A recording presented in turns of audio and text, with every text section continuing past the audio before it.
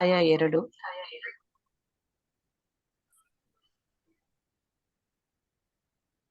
ದೈವತ್ವ ಮತ್ತು ದೈವಿ ಶ್ಲೋಕ 9 ಧರ್ಮಸ್ಯ ಹ್ಯಾಪವರ್ಗಸ್ಯ ನಾತೋ ಅರ್ಥ ಯೋಪಕಲ್ಪತೆ ನಾತಸ್ಯ ಧರ್ಮೈಕಾಂತಸ್ಯ ಕಾಮೋ ಲಾಭಾಯ ಹಿ ಸ್ಮೃತಃ. ಅನುವಾದ: ಖಂಡಿತವಾಗಿ ಎಲ್ಲಾ ವೃತ್ತಿಯ ಕಾರ್ಯಗಳು ಇರುವುದೇ ಅಂತಿಮ ವಿಮೋಚನೆಗಾಗಿ, ಐಹಿಕ ಲಾಭಕ್ಕಾಗಿ ಅವುಗಳನ್ನು ಎಂದೂ ಆಚರಿಸಬಾರದು. ಅಲ್ಲದೆ ಋಷಿಗಳ ಪ್ರಕಾರ ಅಂತಿಮ ವೃತ್ತಿಯ ಸೇವೆಯಲ್ಲಿ ತೊಡಗಿದವನು ಐಹಿಕ ಲಾಭವನ್ನು ಇಂದ್ರಿಯ ತುಷ್ಟಿಗಾಗಿ ಎಂದೂ ಬಳಸಬಾರದು. ಭಾವಾರ್ಥ: ಪರಿಪೂರ್ಣ ಜ್ಞಾನ ಮತ್ತು ಐಹಿಕ ಅಸ್ತಿತ್ವದಲ್ಲಿ ಅನಾಸಕ್ತಿಗಳು ಶುದ್ಧವಾದ ಭಕ್ತಿ ಸೇವೆಯನ್ನು ತಾವಾಗಿ ಅನುಸರಿಸಿಕೊಂಡು ಬರುತ್ತವೆ ಎಂದು ನಾವು ಆಗಲೇ ಚರ್ಚಿಸಿದ್ದೇವೆ. ಆದರೆ ಐಹಿಕ ಲಾಭವೇ ಧಾರ್ಮಿಕ ಕಾರ್ಯಗಳನ್ನು ಒಳಗೊಂಡಂತೆ ಎಲ್ಲಾ ರೀತಿಯ ವಿಭಿನ್ನ ವೃತ್ತಿ ಸೇವೆಗಳ ಉದ್ದೇಶ ಎಂದು ಹಲವರು ಭಾವಿಸಿದ್ದಾರೆ. ಧಾರ್ಮಿಕ ಅಥವಾ ಇತರ ವೃತ್ತಿಗಳ ಆಚರಣೆಯ ಮೂಲಕ ಒಂದಿಲ್ಲೊಂದು ಐಹಿಕ ಲಾಭವನ್ನು ಪಡೆಯಬೇಕು ಎಂಬುದು ಸರ್ವಸಾಧಾರಣ ಪ್ರವೃತ್ತಿಯಾಗಿದೆ. ಇದಕ್ಕೆ ಜಗತ್ತಿನ ಯಾವುದೇ ಭಾಗದ ಯಾವುದೇ ಜನ ಹೊರತಲ್ಲ. ವೈದಿಕ ಸಾಹಿತ್ಯ ಕೂಡ ಎಲ್ಲಾ ರೀತಿಯ ಧಾರ್ಮಿಕ ಆಚರಣೆಗಳಿಗೆ ಐಹಿಕ ಲಾಭದ ಆಮಿಷವನ್ನೊಡ್ಡಿದೆ. ಹೆಚ್ಚಿನ ಜನ ಅಂತಹ ಆಮಿಷಗಳ ಅಥವಾ ಧಾರ್ಮಿಕ ವರಪ್ರಸಾದಗಳ ಸೆಳೆತಕ್ಕೊಳಗಾಗಿದ್ದಾರೆ. ಧಾರ್ಮಿಕ ಜನರೆಂದು ಹೇಳಿಕೊಳ್ಳುವವರು ಯಾಕೆ ಅಂತಹ ಐಹಿಕ ಲಾಭಗಳ ಆಮಿಷಕ್ಕೆ ಸಿಲುಕಿದ್ದಾರೆ? ಯಾಕೆಂದರೆ ಐಹಿಕ ಲಾಭವು ಕಾಮನೆಗಳನ್ನು ಈಡೇರಿಸಿಕೊಳ್ಳಲು ಸಹಾಯ ಮಾಡುತ್ತದೆ. ಅದರಿಂದಾಗಿ ಇಂದ್ರಿಯ ತೃಪ್ತಿ ಲಭಿಸುತ್ತದೆ. ಹೀಗೆ ಹುಸಿ ಧಾರ್ಮಿಕತೆಯೇ ಲೌಕಿಕ ಲಾಭಗಳನ್ನು, ಆ ಮೂಲಕ ಇಂದ್ರಿಯ ಸಂತೃಪ್ತಿಯನ್ನು ಒಳಗೊಳ್ಳುತ್ತದೆ. ಇದು ಕರ್ಮಾಚರಣೆಯ ಚಕ್ರ. ಸದಾ ಕರ್ತವ್ಯ ನಿರತರಾದ ಎಲ್ಲಾ ಬಗೆಯ ಜನರಿಗೆ ಇಂದ್ರಿಯ ದೃಷ್ಟಿಯ ಸರ್ವಸಾಧಾರಣ ಮಾರ್ಗವಾಗಿದೆ. ಆದರೆ ಅದನ್ನು ಪ್ರತ್ಯೇಕ ಶ್ಲೋಕ ಅಲ್ಲಗಳೆದಿದೆ. ಸೂತಮುನಿ ಶ್ರೀಮದ್ ಭಾಗವತದ ಅಭಿಪ್ರಾಯದ ಮೇರೆಗೆ ಇದನ್ನು ನಿರೂಪಿಸಿದ್ದಾರೆ. ಐಹಿಕ ಲಾಭದ ಒಂದೇ ಉದ್ದೇಶದಿಂದ ಯಾರು ಯಾವುದೇ ವೃತ್ತಿ ಸೇವೆಯಲ್ಲಿ ತೊಡಗಲೂಬಾರದು, ಐಹಿಕ ಲಾಭವನ್ನು ಇಂದ್ರಿಯ ತುಷ್ಟಿಗಾಗಿ ಬಳಸಲೂಬಾರದು. ಹಾಗಾದರೆ ಐಹಿಕ ಲಾಭವನ್ನು ಹೇಗೆ ಬಳಸಬೇಕು ಎಂಬುದನ್ನು ಈ ಮುಂದೆ ವಿವರಿಸಿದೆ. ಹರೇ ಕೃಷ್ಣ.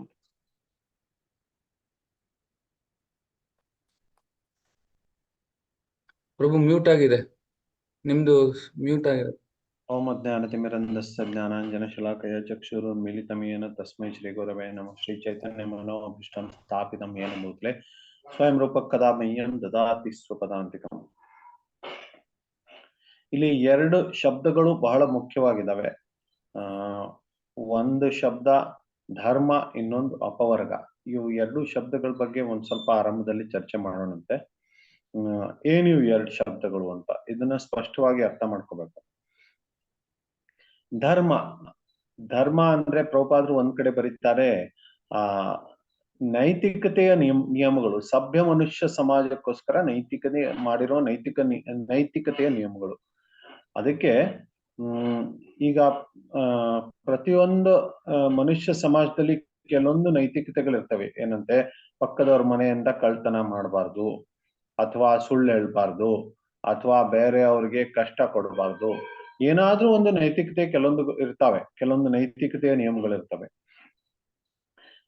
ಈಗ ಒಂದ್ ಸ್ವಲ್ಪ ಜಾಸ್ತಿ ಸಭ್ಯ ಸಮಾಜ ಆದ್ರೆ ಈ ತರದ ನೈತಿಕ ನಿಯಮಗಳು ಜಾಸ್ತಿ ಆಗ್ತವೆ. ಉದಾಹರಣೆಗೆ ಮದುವೆ ಮಾಡ್ಕೋಬೇಕು, ವಿವಾಹದ ಹೊರಗಡೆ ಸಂಬಂಧ ಇಟ್ಕೋಬಾರ್ದು, ಈ ತರದ್ದು ಕೆಲವೊಂದು ನಿಯಮಗಳಿದಾವೆ. ಇನ್ನು ಬ್ರಾಹ್ಮಣ ಸಭ್ಯ ಸಮಾಜದಲ್ಲಿ ಇನ್ನೂ ಜಾಸ್ತಿ ನಿಯಮಗಳಿದಾವೆ. ಬೆಳಿಗ್ಗೆ ಬೇಗ ಹೇಳ್ಬೇಕು, ಈ ತರ ಭಗವಂತನಿಗೋಸ್ಕರ ಕೆಲಸ ಮಾಡ್ಬೇಕು, ಈ ತರ ಬಹಳಷ್ಟು ನಿಯಮಗಳಿದಾವೆ. ಈ ಎಲ್ಲ ನಿಯಮಗಳು ಬಂದಿದ್ದು ಎಲ್ಲಿ? ಈಗ ನಾವು ರೋಡಲ್ಲಿ ಹೋಗ್ತಾ ಇರ್ತೇವೆ, ಟ್ರಾಫಿಕ್ ಸಿಗ್ನಲ್ಗಳನ್ನ ನೋಡ್ತೇವೆ. ಟ್ರಾಫಿಕ್ ಸಿಗ್ನಲ್ಗಳನ್ನ ನೋಡಿದ್ರೆ ಕೆಂಪು ಸಿಗ್ನಲ್ ಇರುತ್ತೆ, ಎಲ್ಲರೂ ನಿಲ್ತಾರೆ. ಹಸಿರು ಸಿಗ್ನಲ್ ಇರುತ್ತೆ, ಮುಂದೆ ಹೋಗ್ತಾರೆ. ಇದೆಲ್ಲ ನಿಯಮಗಳು ಎಲ್ಲಿಂದ ಬಂದಿದೆ? ಸರ್ಕಾರದಿಂದ ಬಂದಿದೆ. ಸರ್ಕಾರ ಈ ವ್ಯವಸ್ಥೆಯನ್ನು ಮಾಡಿದೆ. ಯಾಕಂದ್ರೆ ರೋಡಲ್ಲಿ ಯಾವುದೇ ತರದ ಸಮಸ್ಯೆಗಳಾಗ್ಬಾರ್ದು ಅಂತ. ಅದೇ ತರ ನಮ್ಮ ಮನುಷ್ಯ ಜೀವನದಲ್ಲಿ ವ್ಯವಸ್ಥೆ ಸರಿಯಾಗಿರ್ಬೇಕು ಅಂತ ಕೆಲವೊಂದು ನೈತಿಕ ನಿಯಮಗಳು ಬೇಕು. ಇವಾಗ ಹೌಸಿಂಗ್ ಬೋರ್ಡ್ಗಳು, ಅಪಾರ್ಟ್ಮೆಂಟ್ಗಳು ಎಲ್ಲ ಅಸೋಸಿಯೇಷನ್ ಮಾಡ್ತಾರೆ. ಕೆಲವೊಂದು ಬೈಲಾಸ್ ಅಂತ ತಗೊಂಡ್ಬರ್ತಾರೆ, ನಿಯಮಗಳನ್ನ ತಗೊಂಡ್ಬರ್ತಾರೆ. ಆ ನಿಯಮಗಳ ಅನುಸಾರವಾಗಿ ನಡ್ಕೊಂಡು ಹೋದವರು ಅಲ್ಲಿರ್ಬೋದು ಅಂತ. ಆದ್ರೆ ಒಂದೇನಿರುತ್ತೆ, ಇಲ್ಲಿ ನಾವು ಏನ್ ಹೇಳ್ತೇವಂದ್ರೆ, ಮನುಷ್ಯ ಮಾಡಿರುವಂತ ನಿಯಮಗಳಿಗೆ ಅಮೆಂಡ್ಮೆಂಟ್ಸ್ ಬೇಕಾಗುತ್ತೆ. ಈಗ ಭಾರತದ ಸಂವಿಧಾನ ಮಾಡಿದ್ದಾರೆ. ಸಂವಿಧಾನ ಮಾಡಿ ಇಷ್ಟು ವರ್ಷ ಆಗಿದೆ, 75 ವರ್ಷ ಆಗಿದೆ. ಈ 75 ವರ್ಷದಲ್ಲಿ ಎಷ್ಟು ಸರ್ತಿ ಈ ಸಂವಿಧಾನವನ್ನು ಪರಿವರ್ತಿಸಲಾಗಿದೆ? ಇಲ್ಲ, ಈ ನಿಯಮ ಸರಿ ಇಲ್ಲ, ಇದು ಪರಿವರ್ತನೆ ಮಾಡ್ಬೇಕು ಅಂತ. ಇದು ಮನುಷ್ಯ ಮಾಡಿರುವಂತ ನಿಯಮಗಳಿಗೆ ಸಮಸ್ಯೆ ಇತ್ತು. ಅವರಿಗೆ 4 ದೋಷಗಳಿರ್ತವೆ: ಬ್ರಹ್ಮ, ಪ್ರಮಾ, ವಿಪ್ರಲಿಪ್ಸ, ಕರ್ಣಪಾಠ ಅಂತ. ಅಂದ್ರೆ ಅವ್ರ ಇಂದ್ರಿಯಗಳು ಅಪಟುತ್ವವಿರ್ತದೆ, ಇಂದ್ರಿಯಗಳು ಅಪೂರ್ಣವಾಗಿರುತ್ತೆ. ಆಮೇಲೆ ಭ್ರಮೆಗೊಳಗಾಗ್ತಾರೆ. ಆಮೇಲೆ ಅವರು ತಪ್ಪುಗಳನ್ನ ಮಾಡ್ತಾರೆ, ಬೇರೆಯವರಿಗೆ ಮೋಸ ಮಾಡ್ತಾರೆ. ಈ 4 ಪ್ರವೃತ್ತಿಗಳು ಪ್ರತಿಯೊಬ್ಬ ವ್ಯಕ್ತಿಯಲ್ಲಿರುತ್ತೆ. ಆ ಕಾರಣದಲ್ಲಿ ಮನುಷ್ಯ ಮಾಡಿರುವಂತ ನಿಯಮಗಳು ಮುಂದೆ ಅವಕ್ಕೆ ಪರಿವರ್ತನೆ ಬೇಕಾಗೇ ಆಗುತ್ತೆ. ಆದ್ರೆ ನಾವು ಚರ್ಚೆ ಮಾಡಿದ್ವಿ, ಮುಂಚೆ ವಿಸ್ತಾರವಾಗಿ ಚರ್ಚೆ ಮಾಡಿದ್ವಿ, ವೇದಗಳು ಅಪೌರುಷೇಯ ಇರೋ ಕಾರಣದಿಂದ, ಯಾವ ಪುರುಷ ಮಾಡದೇ ಇರೋ ಕಾರಣದಿಂದ ಏನಾಗುತ್ತೆ, ಆ ವೇದಗಳು ಕೊಟ್ಟಿರುವಂತದ್ದು ನಿಜವಾದ ಧರ್ಮ. ಯಮರಾಜರು ಹೇಳ್ತಾರೆ ವೇದ ಪ್ರಣಹಿತೋ ಧರ್ಮ ಅಂತ. ಧರ್ಮ ಏನಿದೆ ಅದರದ್ದು ವೇದದಿಂದ ಪ್ರಣಹಿತ ಆಗಿದೆ, ವೇದದಿಂದ ಬಂದಿದೆ ಧರ್ಮಗಳು ಅಂತ. ಈಗ ಮನುಷ್ಯ ಸಮಾಜದಲ್ಲಿ 4 ಪುರುಷಾರ್ಥಗಳಿದಾವೆ: ಧರ್ಮ, ಅರ್ಥ, ಕಾಮ ಮತ್ತೆ ಮೋಕ್ಷ ಅಂತ. ಈ 4 ಪುರುಷಾರ್ಥಗಳು ಅಂದ್ರೆ ಇದನ್ನ ಸಾಧನೆ ಮಾಡಬೇಕು ಅನ್ನುವಂತ ಅಪೇಕ್ಷೆ ಮನುಷ್ಯ ಸಮಾಜದಲ್ಲಿ ಇರುತ್ತೆ.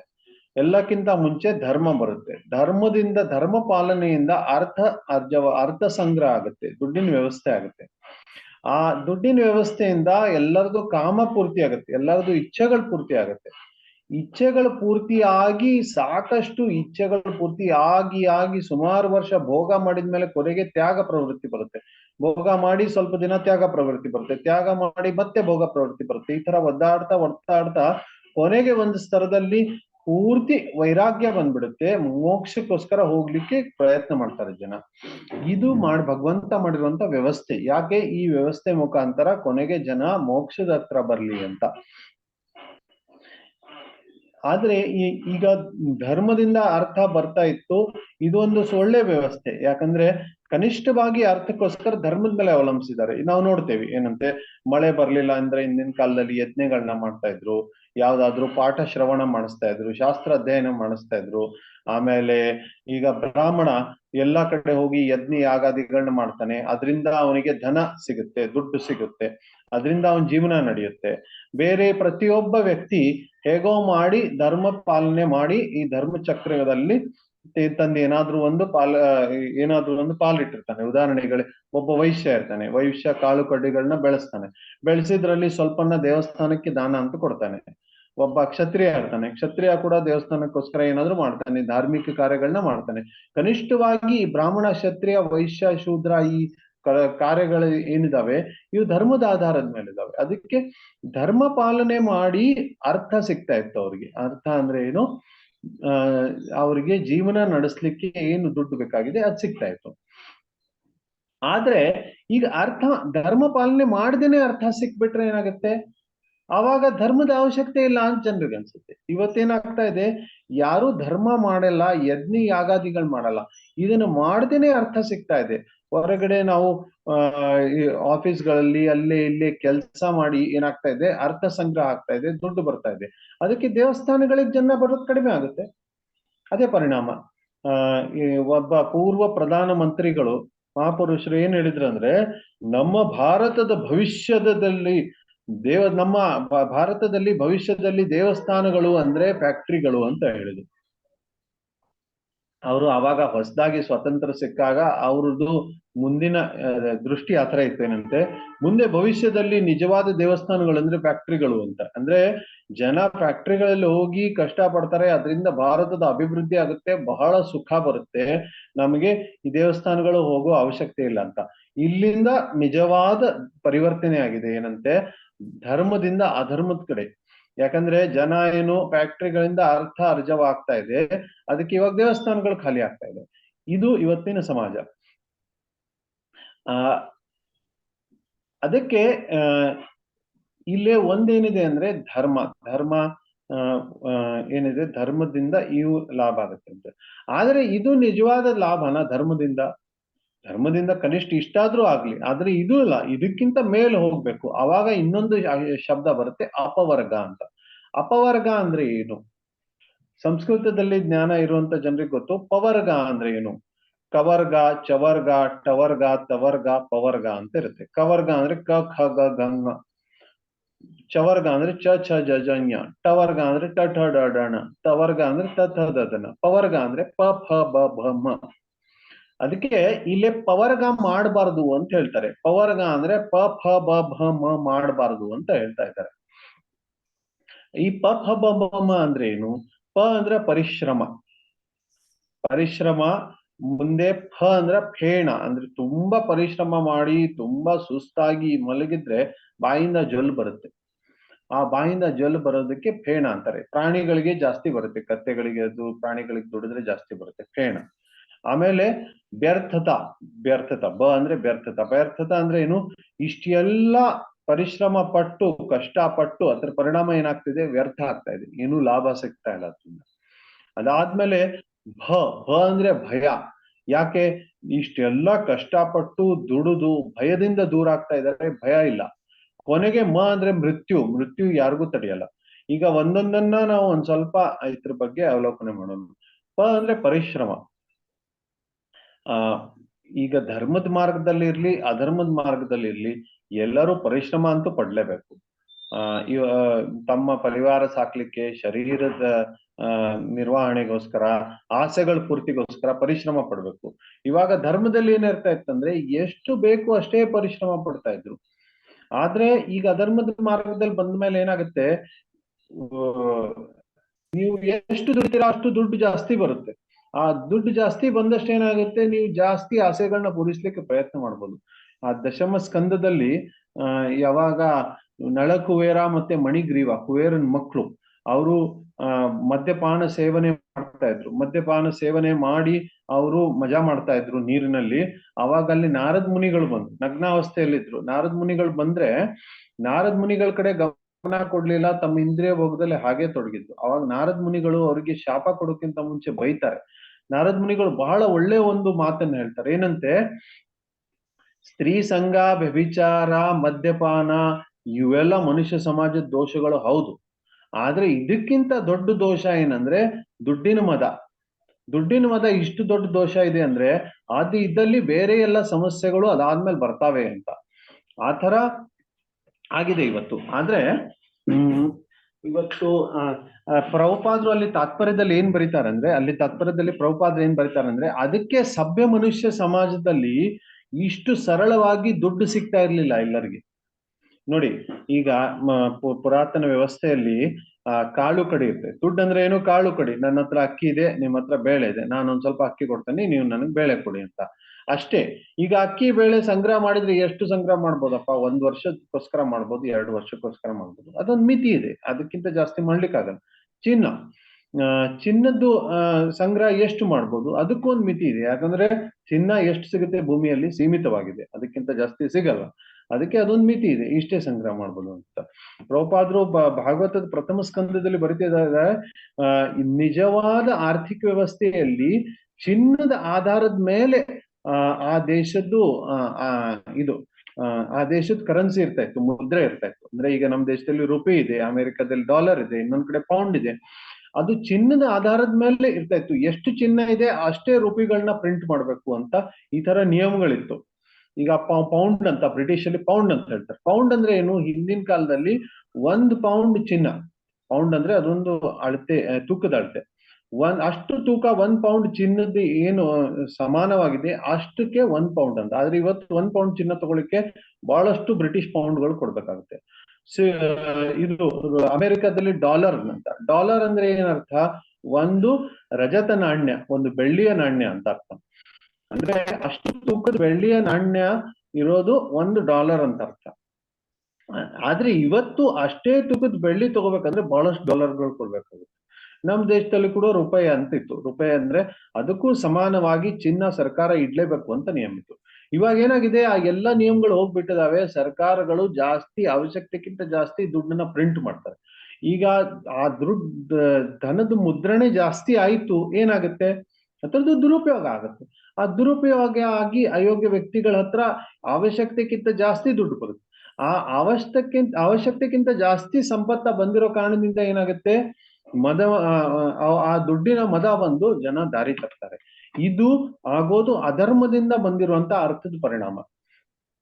ಅದಕ್ಕೆ ಧರ್ಮದಿಂದ ಬಂದಿರೋ ಅರ್ಥದ ವ್ಯವಸ್ಥೆಯಲ್ಲಿ ಈ ತರ ಪರಿಣಾಮಗಳಾಗಲ್ಲ. ಅದಕ್ಕೆ ಪ್ರಭುಪಾದರು ಮಾಯಾಪುರಕ್ಕೆ ತಮ್ಮ ಒಂದು ದೃಷ್ಟಿಕೋನ ಇಟ್ಟಿದ್ರು. ಮುಂದೆ ಮಾಯಾಪುರದಲ್ಲಿ ಯಾವ ತರ ಇರ್ಬೇಕು ಅಂತ. ಮಾಯಾಪುರದಲ್ಲಿ ನಮ್ದೇ ಒಂದು ಮುದ್ರಣೆ ಇರ್ಬೇಕು, ನಮ್ದೇ ಒಂದು ಕರೆನ್ಸಿ ಇರ್ಬೇಕು, ಅದ್ರದ್ದು ನಿಜವಾದ ಚಿನ್ನದ ಆಧಾರಿತವಾಗಿರ್ಬೇಕು, ಅದ್ರಲ್ಲಿ ಮೋಸ ಇರಲ್ಲ ಅಂತ. ತುಂಬಾ ಪ್ರಭುಪಾದರು ದೂರದೃಷ್ಟಿ ಇವತ್ತಿನ ಕಾಲದ ಅರ್ಥಶಾಸ್ತ್ರಜ್ಞರು ಕೂಡ ಅರ್ಥ ಮಾಡ್ಕೊಳಿಕ್ಕಾಗಲ್ಲ, ಇಷ್ಟು ಅವ್ರ ದೂರದೃಷ್ಟಿ ಇತ್ತು. ನಮ್ಮೆಲ್ಲಾ ಗ್ರಂಥಗಳಲ್ಲಿ ಇದನ್ನ ಬರೆದಿದ್ದಾರೆ.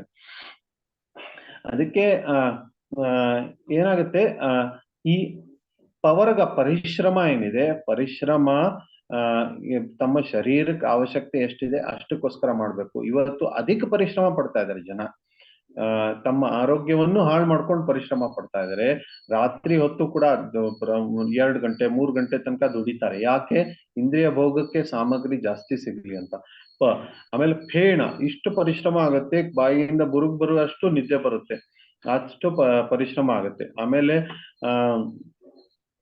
ವ್ಯರ್ಥತ, ಇಷ್ಟೆಲ್ಲ ಪರಿಶ್ರಮ ಪಟ್ಟು ಏನಾದ್ರೂ ಲಾಭ ಆಗ್ತಾ ಇದೆ, ಸ್ವಲ್ಪ ಇಂದ್ರಿಯ ಭೋಗ ಸಿಗ್ತಾ ಇದೆ, ಆದ್ರೆ ಆ ಭೋಗ 3 ದಿನ ಮಾಡ್ಬೋದು, ನೀವು 4 ದಿನ ಮಾಡ್ಬೋದು. ವೆಕೇಶನ್ಗೆ ಹೋಗ್ತಾರೆ ಜನ, ಇಷ್ಟೆಲ್ಲ ಕಷ್ಟಪಟ್ಟು ಕೊನೆಗೆ ಪರಿವಾರದ ಜೊತೆಗೆ ವೆಕೇಶನ್ಗೆ ಹೋಗ್ತಾರೆ.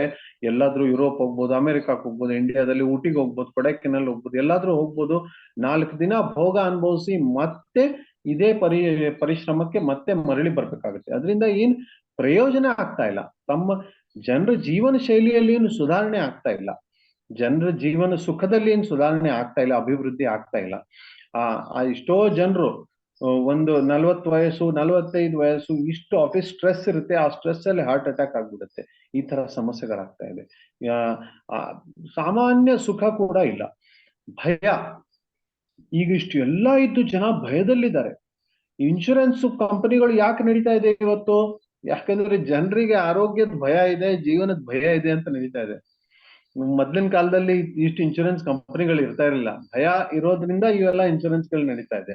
ಅದಕ್ಕೆ ಜನರಿಗೆ ತುಂಬಾ ಭಯ ಇದೆ ಇವತ್ತು, ಭಯದಿಂದ ಮುಕ್ತರಾಗಿಲ್ಲ ಜನ. ಆ ಭಯ ಪರಿಣಾಮ ಏನಾಗುತ್ತೆ, ಇಷ್ಟೆಲ್ಲ ಭಯ ಆಗಿ ಮೃತ್ಯುವನ್ನು ತಪ್ಪಿಸ್ತಾ ಇದ್ದಾರ. ನೀವು ಇನ್ಶೂರೆನ್ಸ್ ಗಳು ಮಾಡ್ಕೊಳ್ಳಿ, ದೊಡ್ಡ ದೊಡ್ಡ ಹಾಸ್ಪಿಟಲ್ಗಳಾಗಿದ್ದಾವೆ, ಟ್ರೀಟ್ಮೆಂಟ್ಗಳಾಗಿದ್ದಾವೆ, ಎಲ್ಲ ಸುಧಾರಣೆ ಆಗಿದೆ.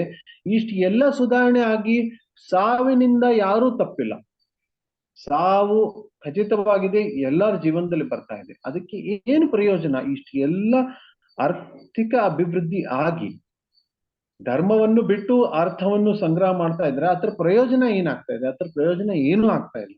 ಅದು ಕೊನೆಗೆ ಮೃತ್ಯುನೇ ಕೊಡುತ್ತೆ, ಭಯನೇ ಕೊಡುತ್ತೆ, ಅದ್ ಬಿಟ್ಟು ಬೇರೆ ಏನು ಕೊಡ್ತಾ ಇಲ್ಲ. ಧರ್ಮದ ಮಾರ್ಗದಲ್ಲಿ ಇದ್ರೂ ಸಹ ಪವರ್ಗ ಆಗ್ಬೋದು. ಈಗ ಧರ್ಮ ಮಾರ್ಗದಲ್ಲಿ ಇದ್ದು ಯಜ್ಞ ಯಾಗಾದಿಗಳನ್ನ ಮಾಡ್ತಾರೆ. ಹಿಂದಿನ ಕಾಲದಲ್ಲಿ ಶಾಸ್ತ್ರದ ಮುಖಾಂತರ ಅವರು ಮಾಡ್ತಾ ಇದ್ರು. ಯಾರ ಅಸಭ್ಯ ಜನರಿದ್ರು, ಆ ಅಸಭ್ಯ ಜನರಷ್ಟೇ ಧರ್ಮದಿಂದ, ಆ ಧರ್ಮ ಇಲ್ಲದೆ ಬೇರೆ ದಾರಿಯಿಂದ ಅರ್ಥ ಸಂಗ್ರಹ ಮಾಡ್ತಾ ಇದ್ರು. ಉದಾಹರಣೆ, ಕಾಡಿನ ಜನ, ಕಾಡಿನಲ್ಲಿ ಜನ ಇರ್ತಾರೆ. ಆ ಕಾಡಿನಲ್ಲಿ ಇರುವಂತ ಜನರಿಗೆ ಧರ್ಮ ಅಂದ್ರೆ ಏನು ಗೊತ್ತಿಲ್ಲ. ಅವರು ಏನು ಅಲ್ಲೆಲ್ಲೇ ಓಡಾಡ್ತಾರೆ, ಎಲ್ಲಿ ಒಂದ್ ಸ್ವಲ್ಪ ಹಣ್ಣು ಸಿಗುತ್ತೆ, ಒಂದ್ ಸ್ವಲ್ಪ ತರಕಾರಿ ಸಿಗುತ್ತೆ, ಒಂದ್ ಸ್ವಲ್ಪ ಏನಾದ್ರು ಪ್ರಾಣಿ ಸಿಗುತ್ತೆ, ಅದನ್ನ ತಗೊಂಡು ಹೊಟ್ಟೆ ಪಾಡಿಗೋಸ್ಕರ ವ್ಯವಸ್ಥೆ ಮಾಡ್ತಾರೆ. ಅದಕ್ಕೆ ಅದು ಅಸಭ್ಯ ಜನ, ಅಸಭ್ಯ ಜನಾಂಗ. ಅವ್ರಿಗೇನು ಇದು ಯಜ್ಞಗಳು ಇರ್ತಾ ಇರ್ಲಿಲ್ಲ, ಧರ್ಮ ಇರ್ತಿರ್ಲಿಲ್ಲ. ಆದ್ರೆ ಸಭ್ಯ ಜನರ ಬಗ್ಗೆ ಕೃಷ್ಣ 3ನೇ ಅಧ್ಯಾಯದಲ್ಲಿ ಏನ್ ಹೇಳಿದಾನೆ, ಅವರು ಯಜ್ಞ ಚಕ್ರದಲ್ಲಿ ಪಾಲ್ಗೊಳ್ತಾರೆ, ಯಜ್ಞ ವಿಧಿಯಲ್ಲಿ ಪಾಲ್ಗೊಳ್ತಾರೆ. ಏವಂ ಪ್ರವರ್ತಿತಂ ಚಕ್ರಂ ನಾನು ವರ್ತಯತಿ ಅದಾಯು ಇಂದ್ರಿಯ ರಾಮ ಮೋಗಂ ಪಾರ್ಥಸ್ಯ ಜೀವತಿ. ಅವರು ಬದುಕ್ಲಿಕ್ಕೋಸ್ಕರ ಯಜ್ಞ ಚಕ್ರದಲ್ಲಿ ಪಾಲ್ಗೊಳ್ತಾರೆ, ಯಜ್ಞ ಯಾಗಾದಿಗಳನ್ನ ಮಾಡ್ತಾರೆ. ಅದರಿಂದ ಅವರ ಆರ್ಥಿಕ ವ್ಯವಸ್ಥೆ ಸರಿಯಾಗುತ್ತೆ. ಹೇಗೆ ಆರ್ಥಿಕ ವ್ಯವಸ್ಥೆ ಸರಿಯಾಗುತ್ತೆ? ಅನ್ನಾದ್ ಭವಂತಿ ಭೂತಾನಿ ಪರ್ಜನ್ಯಾದ ಅನ್ನ ಸಂಭವ, ಯಜ್ಞಾತ್ ಭವತಿ ಪರ್ಜನ್ಯೋ ಯಜ್ಞ ಕರ್ಮಾತ್ ಸಮುದ್ಭವ. ಅನ್ನ ಎಲ್ಲರಿಗೂ ಬೇಕು ಬದುಕ್ಲಿಕ್ಕೆ, ಇದು ಹೌದು. ಅನ್ನ ಎಲ್ಲಿಂದ ಬರುತ್ತೆ? ಪರ್ಜನ್ಯ, ಮಳೆಯಿಂದ ಬರುತ್ತೆ. ಇವಾಗ ದೊಡ್ಡ ಸಮಸ್ಯೆ ಆಗಿದೆ, ಮಳೆ ಬರ್ತಾ ಇಲ್ಲ, ತುಂಬಾ ಶೆಕೆ ಆಗಿದೆ. ಈ ಮಳೆಯಿಂದ ಅನ್ನ ಬರುತ್ತೆ. ಮಳೆ ಹೇಗೆ ಬರುತ್ತೆ? ಮೋಡ ಬಿತ್ತನೆಯಿಂದ ಇವತ್ತು ಬರ್ತಾ ಇದೆ. ಇವರು ಮೋಡ ಬಿತ್ತನೆ ಮಾಡ್ತಾ ಇದ್ರೆ ಬರ್ತಾ ಇದೆ. ಆದ್ರೆ ಆ ಮೋಡದಲ್ಲಿ ಏನ್ ಬಿತ್ತನೆ ಮಾಡ್ತಾರೆ? ಕೆಮಿಕಲ್ಗಳು ಬಿತ್ತನೆ ಮಾಡ್ತಾರೆ. ಆದ ಮಳೆ ಬರುತ್ತೆ, ಅದರಿಂದ ಎಷ್ಟು ಭೂಮಿಗೆ ಲಾಭ ಆಗುತ್ತೆ ಗೊತ್ತಿಲ್ಲ. ಮತ್ತೆ ಮುಂದಿನ ವರ್ಷ, ಈ ವರ್ಷ ಮಾಡಿರುವಂತ ಮೋಡ ಬಿತ್ತನೆಯಿಂದ ಮುಂದಿನ ವರ್ಷ ಏನ್ ಪರಿಣಾಮ ಆಗುತ್ತೆ, ಹೊಸ ಮೋಡಗಳು ಮೇಲೆ ಆಕಾಶದಲ್ಲಿ ಆಗ್ತಾವೆಲ್ಲೋ ಗೊತ್ತಿಲ್ಲ. ಆಮೇಲೆ ಮತ್ತೆ ಬಿತ್ತನೆ ಮಾಡ್ಬೇಕು. ಮೋಡ ಬಿತ್ತನೆ ಅಂದ್ರೆ ಮೋಡಗಳನ್ನ ತಯಾರಿಸ್ತಾ ಇಲ್ಲ, ಇರೋ ಮೋಡಗಳಿಂದ ನೀರು ಸುಳಿಯೋ ತರ ಮಾಡ್ತಾ ಇದ್ದಾರೆ. ಇನ್ನು ಮೋಡಗಳನ್ನ ತಯಾರಿಸುವಂತ ವ್ಯವಸ್ಥೆ ಇನ್ನೂ ಬಂದಿಲ್ಲ. ಆದ್ರೆ ಪುರಾತನ ಕಾಲದಲ್ಲಿ ಇದು ಬಹಳ ಒಳ್ಳೆ ಸಭ್ಯ ವ್ಯವಸ್ಥೆ ಇತ್ತು, ಒಳ್ಳೆ ಸುಸಂಸ್ಕೃತ ವ್ಯವಸ್ಥೆ ಇತ್ತು. ಯಜ್ಞ ಯಾಗಾದಿಗಳನ್ನ ಮಾಡಿ ಆ ದೇವತೆಗಳನ್ನ ತೃಪ್ತಿ ಪಡಿಸ್ತಾ ಇದ್ರು. ಮಳೆಗಿರುವಂತ ದೇವತೆ ಯಾರಿದ್ದಾರೆ? ಇಂದ್ರ ದೇವರಿದ್ದಾರೆ. ಆ ದೇವತೆಗಳನ್ನ ತೃಪ್ತಿ ಪಡಿಸಿ ಅದರ ಮುಖಾಂತರ ಮಳೆಯನ್ನು ತರಿಸ್ತಾ ಇದ್ರು. ಅದು ಬಹಳ ಒಳ್ಳೆ ವ್ಯವಸ್ಥೆ. ಆಗುತ್ತೆ, ಸಾಕಷ್ಟು ಅನ್ನದ ಅಭಿವೃದ್ಧಿ ಆಗುತ್ತೆ. ಅನ್ನದ ಅಭಿವೃದ್ಧಿ ಆಗಿರೋ ಕಾರಣದಿಂದ ಏನಾಗುತ್ತೆ, ಮನುಷ್ಯ ಸಮಾಜದಲ್ಲಿ ಸಮೃದ್ಧಿ ಆಗುತ್ತೆ. ಧಾನ್ಯವಾನ್ ಧನವಾನ್ ಗೋ ಧನವಾನ್ ಅಂತ ಹೇಳ್ತಾರೆ. ಅಂದ್ರೆ ಯಾರ ಹತ್ರ ಧಾನ್ಯಗಳು ಜಾಸ್ತಿ ಇತ್ತು, ಯಾರ ಹತ್ರ ಗೋಗಳು ಜಾಸ್ತಿ ಇತ್ತು, ಅವರು ನಿಜವಾದ ಧನಿಕರು ಅಂತ ಪುರಾತನ ಕಾಲದಲ್ಲಿ. ಅದಕ್ಕೆ ಹಿಂದಿನ ಕಾಲದಲ್ಲಿ ವರ ಯಾರಿಗಾದ್ರೂ ಕನ್ಯೆ ಕೊಡ್ಬೇಕಂದ್ರೆ ಅವ್ರ ಮನೆಯಲ್ಲಿ ಜಮೀನ್ ಇದೆಯಾ, ಅವ್ರು ಕೃಷಿ ಮಾಡ್ತಾರ, ಅವರು ಬೆಳೆ ಬೆಳೆಸ್ತಾರ, ಗೋಗಳಿದ್ದಾವೆ, ಇದನ್ನ ನೋಡ್ಕೊಡ್ತಾ ಇದ್ರು. ಇವತ್ತಿನ ಕಾಲದಲ್ಲಿ ನಿಮ್ ಜಾಬ್ ಇದೆಯಾ, ಪ್ಯಾಕೇಜ್ ಇದೆಯಾ, ಕಂಪನಿಯಲ್ಲಿ ಕೆಲಸ ಮಾಡ್ತೀರಾ, ಇದನ್ನ ನೋಡಿ ಕೊಡ್ತಾ ಇದ್ದಾರೆ. ಇದರಿಂದ ಏನಾಗ್ತಾ ಇದೆ ಅಂದ್ರೆ ಇವತ್ತಿನ ಧನ ಬರೀ ಪೇಪರ್ ಅಷ್ಟೇ ಇದೆ. ಇವತ್ತು ಅದು ಒಂದು 5 ವರ್ಷ ಹಿಂದೆ ಹೇಳ್ಬೋದಾಗಿತ್ತು ಇವತ್ತಿನ ಧನ ಪೇಪರ್ ಅಂತ. ಇವತ್ತು ಅದನ್ನು ಕೂಡ ಮೀರೋಗಿದ್ದೇವೆ. ಇವತ್ತಿನ ಧನ ನಿಮಗೆ ಕೈಯಲ್ಲೂ ಸಿಗಲ್ಲ, ಮೊಬೈಲ್ ಒಂದು ಸಂಖ್ಯೆ ಕಾಣಿಸುತ್ತೆ ಅಷ್ಟೇ. ಅದನ್ನ ನೀವು ಪೇಟಿಎಂ ಆಗ್ಲಿ ಫೋನ್ ಪೇ ಅಲ್ಲಾಗ್ಲಿ ಅಲ್ಲೆಲ್ಲ ಪೇಮೆಂಟ್ ಮಾಡ್ತೀರಾ. ನಿಜವಾದ ಧನ ಯಾರ ಹತ್ರನೂ ಇಲ್ಲ. ಸರ್ಕಾರಕ್ಕೆ ನಿಮ್ಮ ಹತ್ರ ನಿಜವಾದ ಧನ ಇರ್ಬೇಕು ಅನ್ನೋ ಆಸೆ ಕೂಡ ಇಲ್ಲ. ಅದಕ್ಕೋಸ್ಕರ ಒಂದು ಅರ್ಥ ತಜ್ಞರದು ಕೆಲವೊಂದು ಪುಸ್ತಕಗಳನ್ನ ಓದ್ತಾ ಇದ್ದೆ. ಅವ್ರೇನ್ ಹೇಳ್ತಾ ಇದ್ರು, ನಾವು ಯಾವತ್ತೂ ಚಿನ್ನ ಇಟ್ಕೋಬಾರ್ದು, ಆಮೇಲೆ ಮನೆಯಲ್ಲಿ ನಿಜವಾದ ಈ ತರ ಬೆಲೆ ಬಾಳುವ ವಸ್ತುಗಳನ್ನ ಇಟ್ಕೋಬಾರ್ದು. ಯಾಕೆ, ಈ ತರ ಒಂದ್ ಕಡೆ ಇಟ್ಕೊಂಡ್ಬಿಟ್ರೆ ಆರ್ಥಿಕ ವ್ಯವಸ್ಥೆ ಅಲ್ಲಿ ಸಿಕ್ಕಾಕೊಂಡ್ಬಿಡುತ್ತೆ, ಬೇರೆಯವ್ರ ಕೈಗೆ ಮುಟ್ಟಲ್ಲ. ಅದೇ ನೀವು ಬ್ಯಾಂಕ್ ಬ್ಯಾಲೆನ್ಸ್ ಇಟ್ಕೊಂಡ್ರೆ ಅದರಿಂದ ಬೇರೆಯವ್ರಿಗೆ ಟ್ರಾನ್ಸ್ಫರ್ ಆಗುತ್ತೆ ಅಂತ. ಇದು ಬಹಳ ದೊಡ್ಡ ಮೋಸ ಅರ್ಥತಜ್ಞರಿಂದ. ಯಾಕೆ, ಟ್ರಾನ್ಸ್ಫರ್ ಆಗ್ತಾ ಆಗ್ತಾ ಕೊನೆಗೆ ಯಾರಿಗೆ ಅಧಿಕಾರ ಇದೆ ಅಂತ ಜನರ ಕೈಯಲ್ಲಿ ಮುಟ್ಲಿ ಅಂತ. ಜನರ ಹತ್ರ ಸಂಪತ್ತು ಇರೋದು ಬೇಡ, ಅಧಿಕಾರ ಇರುವಂತ ಜನರು, ವ್ಯಾಪಾರಿಗಳು, ಅವ್ರ ಹತ್ರ ಸಂಪತ್ತು ಬರ್ಲಿ ಅನ್ನೋದಕ್ಕೋಸ್ಕರ ಇದೊಂದು ಷಡ್ಯಂತ್ರ. ಆದ್ರೆ ನಿಜವಾದ ಧಾನ್ಯಗಳು ಆಮೇಲೆ ಗೋಗಳು ಇವು ನಿಜವಾದ ಸಂಪತ್ತಿರ್ತಿತ್ತು. ಇವುಗಳು ಹೇಗೆ ಸಾಧ್ಯವಾಗ್ತಿತ್ತು, ಮಳೆಯಿಂದ ಸಾಧ್ಯ ಆಗ್ತಿತ್ತು. ಮಳೆ ಹೇಗೆ ಸಾಧ್ಯ ಆಗ್ತಿತ್ತು, ಯಜ್ಞಗಳಿಂದ ಸಾಧ್ಯ ಆಗ್ತಿತ್ತು. ಯಜ್ಞಗಳು ಹೇಗೆ ಸಾಧ್ಯ ಆಗ್ತಿತ್ತು, ಎಲ್ಲರೂ ಸ್ವತಃ ಮಾಡಿರುವಂತ ಸ್ವಕರ್ಮ. ಬ್ರಾಹ್ಮಣ ತನ್ನ ಕರ್ಮ, ಕ್ಷತ್ರಿಯ ತನ್ನ ಕರ್ಮ, ವೈಶ್ಯ ಶೂದ್ರ ತಮ್ಮ ಕರ್ಮ, ಎಲ್ಲರೂ ಅವ್ರ ಕರ್ಮಗಳನ್ನ ಮಾಡೋದ್ರಿಂದ ಯಜ್ಞಗಳು ಸರಳವಾಗಿ ಆಗ್ತಿತ್ತು. ಅದರಿಂದ ಇದಾಗ್ತಿತ್ತು, ಆರ್ಥಿಕ ವ್ಯವಸ್ಥೆ ಆಗ್ತಿತ್ತು. ಆದ್ರೆ ಈ ಸಮಾಜದಲ್ಲಿ ಎಲ್ಲರೂ ತಮ್ಮ ಇಂದ್ರಿಯ ಭೋಗವನ್ನು ಪೂರ್ತಿ ಮಾಡ್ತಿದ್ರು. ಆ ಸಮಾಜದಲ್ಲೂ ಕೂಡ ತಮ್ಮ ಇಂದ್ರಿಯ ತೃಪ್ತಿ ಆಗ್ತಿತ್ತು. ಆದ್ರೆ ಇಂದ್ರಿಯ ತೃಪ್ತಿ ಆಗಿ ಆಗಿ ಕೆಲವೊಂದು ಜನರಿಗೆ ಮೋಕ್ಷದ ಮಾರ್ಗಕ್ಕೆ ಹೋಗ್ಬೇಕು ಅನ್ನೋ ಅರಿವು ಬರ್ತಿತ್ತು. ಭೋಗ ತ್ಯಾಗ ಮಾಡಿ ಸುಮಾರು ವರ್ಷ ಆದ್ಮೇಲೆ ಮೋಕ್ಷದ ಮಾರ್ಗಕ್ಕೆ ಹೋಗ್ಬೇಕು ಅಂತ ಜನರು ಈ ಅಪವರ್ಗ ಸ್ತರದಲ್ಲಿ ಇರ್ತಾ ಇದ್ರು. ನಿಜವಾಗಿ ಧರ್ಮ ಈ ಸ್ತರದಲ್ಲಿ ತಗೊಂಡೋಗುತ್ತೆ. ಯಾರು ಈ ಪ್ರಪಂಚವನ್ನು ಮಾಡ್ತಾ ಇದ್ದಾರೆ ಅಂದ್ರೆ, ಯಾರು ನಿಜವಾಗಿ ತಮ್ಮ ಶರೀರದ್ದು ಚಿಂತನೆ ಇಲ್ಲ ಅವ್ರಿಗೆ, ಅದನ್ನು ಮೀರಿರ್ತಾರೆ. ನಾರದ್ ಮುನಿ ಆದಿಗಳು ಅವರಿಗೆ ತಮ್ಮ ಶರೀರ ಚಿಂತನೆನೇ ಇರಲಿಲ್ಲ. ಜಡಭರತ ರಾಹುಗುಣ ಮಹಾರಾಜರಿಗೆ ಭೇಟಿ ಆಗ್ತಾರೆ. ರಾಹುಗುಣ ಮಹಾರಾಜರಿಗೆ ಭೇಟಿ ಆದಾಗ ಪಲ್ಲಕ್ಕಿಯಲ್ಲಿ ಅವ್ರು ಕರ್ಕೊಂಡು ಹೋಗ್ತಾ ಇರ್ತಾರೆ. ಅವಾಗ ಅವ್ರು ಕೇಳ್ತಾರೆ, ನಿನಗೆ ಬದುಕ್ಲಿಕ್ಕೆ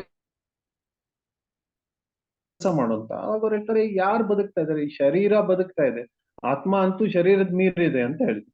ಅವ್ರಿಗೆ ಆಶ್ಚರ್ಯ ಅನ್ಸುತ್ತೆ, ಇವನು ಈ ತರ ಕೂಲಿ ಕೆಲಸ ಮಾಡೋ ತರ ಅನಿಸ್ತಾನೆ, ಇಷ್ಟು ಆತ್ಮಜ್ಞಾನ ಹೇಗಿದೆ ಅವನಿಗೆ ಅಂತ. ಆದ್ರೆ ಜಡಭರತ ಆ ಸ್ತರದಲ್ಲಿದ್ರು. ಅವ್ರಿಗೆ ಈ ದುಡ್ಡು ಸಂಪತ್ತಿಂದ ಆಸೆನೇ ಇರ್ಲಿಲ್ಲ. ಅವ್ರಿಗೆ ಅಪವರ್ಗ ಒಂದೇ ಬೇಕಾಗಿತ್ತು. ಆ ಸ್ತರದಲ್ಲಿ ಇರುವಂತ ಜನರು ನಿಜವಾಗಿ ಮೋಕ್ಷಕ್ಕೋಸ್ಕರ ಕೆಲಸ ಮಾಡ್ತಾರೆ. ಎಲ್ಲಿ ತನಕ ಆ ಸ್ತರದಲ್ಲಿ ಇಲ್ಲ, ಎಲ್ಲಿ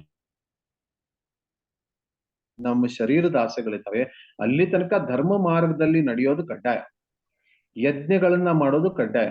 ಯಾಕೆ, ಯಜ್ಞ ಯಾಗಾದಿಗಳನ್ನ ಮಾಡೋದ್ರಿಂದ ಬಂದಿರೋ ಅರ್ಥ ಏನಿರುತ್ತೆ ಅದು ಪಾಪರಹಿತವಾದದ್ದು.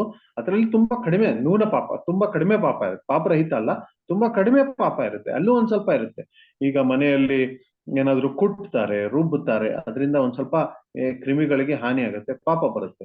ಕೃಷಿಯಲ್ಲಿ ಒಬ್ಬ ರೈತ ಉಳ್ತಾನೆ, ಆ ರೈತ ಉಡ್ತಾ ಇದ್ದಾಗ ಅಲ್ಲಿ ಕೆಲವೊಂದು ಕ್ರಿಮಿಗಳು ಸಾಯ್ತವೆ, ಅದು ಪಾಪ ಬರುತ್ತೆ. ಈ ತರ ಎಲ್ಲರಿಗೂ ಸ್ವಲ್ಪ ಆದ್ರೂ ಪಾಪ ಬರುತ್ತೆ. ಆದ್ರೆ ಧರ್ಮ ಮಾರ್ಗದಲ್ಲಿ ಇದ್ದು ಯಜ್ಞಗಳನ್ನ ಮಾಡೋದ್ರಿಂದ ಆ ಪಾಪ ನಾಶ ಆಗುತ್ತೆ. ಇವತ್ತು ಆ ತರ ಆಗ್ತಾ ಇಲ್ಲ. ಇವತ್ತು ಪಾಪಯುಕ್ತ ಸಮಾಜವಾಗಿದೆ. ಹೇಗೆ, ಯಾಕಂದ್ರೆ ಯಾರ್ಯಾರ ಕೈಯಿಂದ ದುಡ್ಡು ದಾಟಿ ನಮ್ಮ ಕೈಯಲ್ಲಿ ಬರ್ತಾ ಇದೆ ಗೊತ್ತಿಲ್ಲ.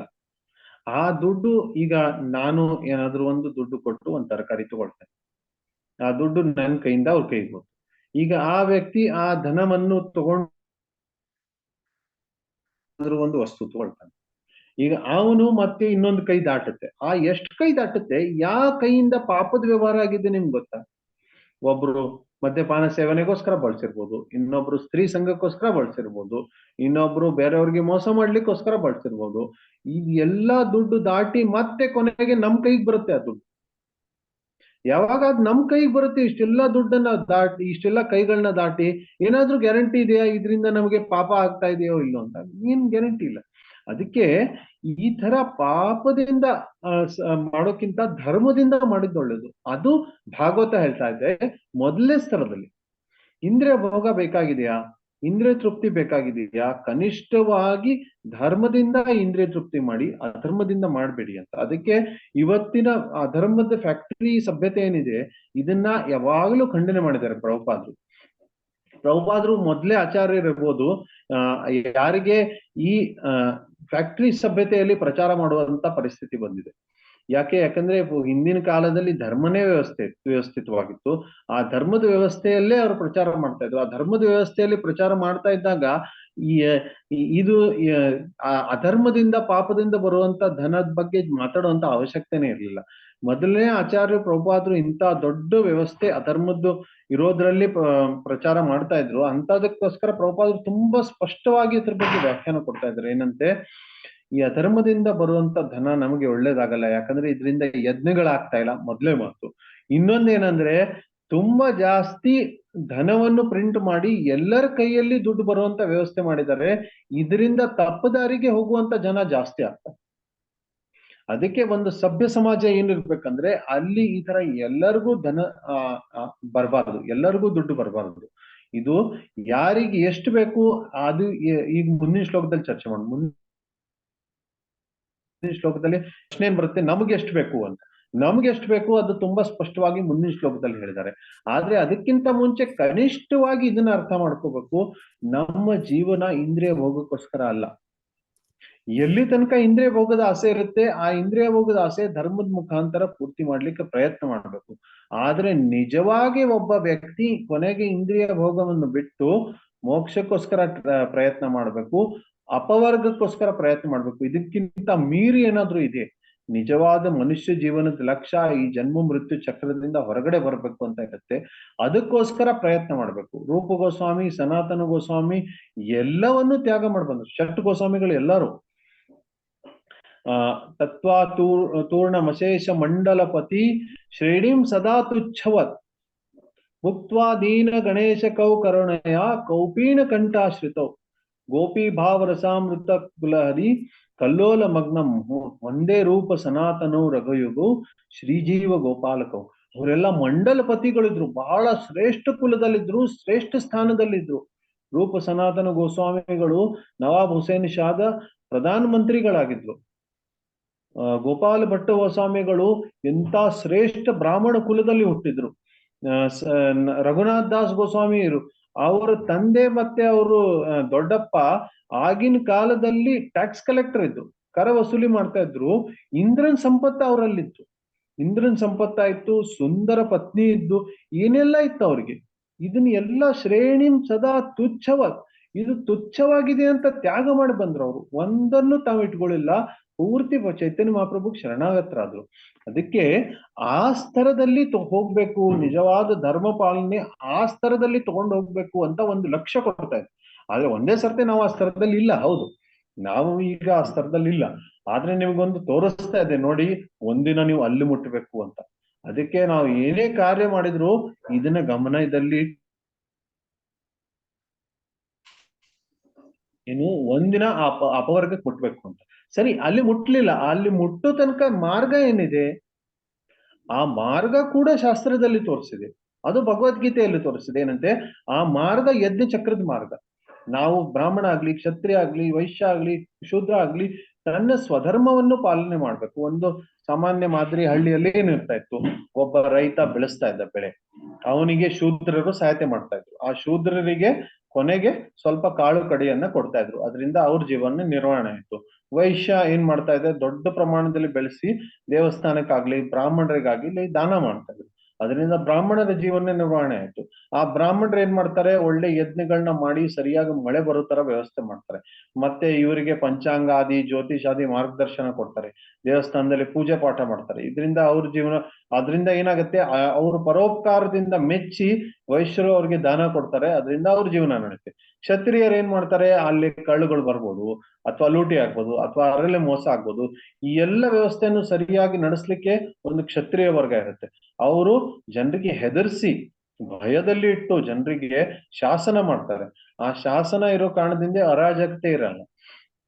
ಅಂತ ಶಾಸಕರಿಗೆ ಕರ ವಸೂಲಿ ಮಾಡ್ತಾರೆ, ಟ್ಯಾಕ್ಸ್ ತಗೊಳ್ತಾರೆ. ಟ್ಯಾಕ್ಸ್ ತಗೊಳ್ಳೋದೇನು ತಪ್ಪಿಲ್ಲ. ಇವತ್ತು ಅನಾವಶ್ಯಕ ಜಾಸ್ತಿ ಟ್ಯಾಕ್ಸ್ಗಳನ್ನ, ರೋಡ್ ಟ್ಯಾಕ್ಸು, ಈ ಟ್ಯಾಕ್ಸು, ಆ ಟ್ಯಾಕ್ಸು ಅಂತ ಸಿಕ್ಕಾಪಟ್ಟೆ ಟ್ಯಾಕ್ಸ್ಗಳನ್ನ ಮಾಡಿದ್ದಾರೆ. ಅದು ತಪ್ಪು. ಅದಕ್ಕೆ ಭಾಗವತದಲ್ಲಿ ಏನ್ ಹೇಳಿದ್ದಾರೆ, ಕಲಿಯುಗದಲ್ಲಿ ಟ್ಯಾಕ್ಸ್ ಇಷ್ಟು ಜಾಸ್ತಿ ಆಗತ್ತಲ್ಲ, ಗಿರಿ ಕಾನನಂ, ಜನ ಮನೆಯನ್ನು ಬಿಟ್ಟು ಕಾಡಿಗೆ ಓಡೋಗ್ತಾರೆ ಅಂತ ಆ ತರ ಆಗಿದೆ. ಆದ್ರೆ ಸ್ವಲ್ಪ ಟ್ಯಾಕ್ಸ್ ಅನ್ನು ಕ್ಷತ್ರಿಯ ತಗೊಂಡು ರಾಜಕತೆಯನ್ನು ಇಟ್ಕೊಳ್ತಾರೆ, ಅರಾಜಕತೆ ಬರದೇ ಇರೋ ತರ ನೋಡ್ತಾರೆ. ಅದು ಅವ್ರ ಕರ್ತವ್ಯ.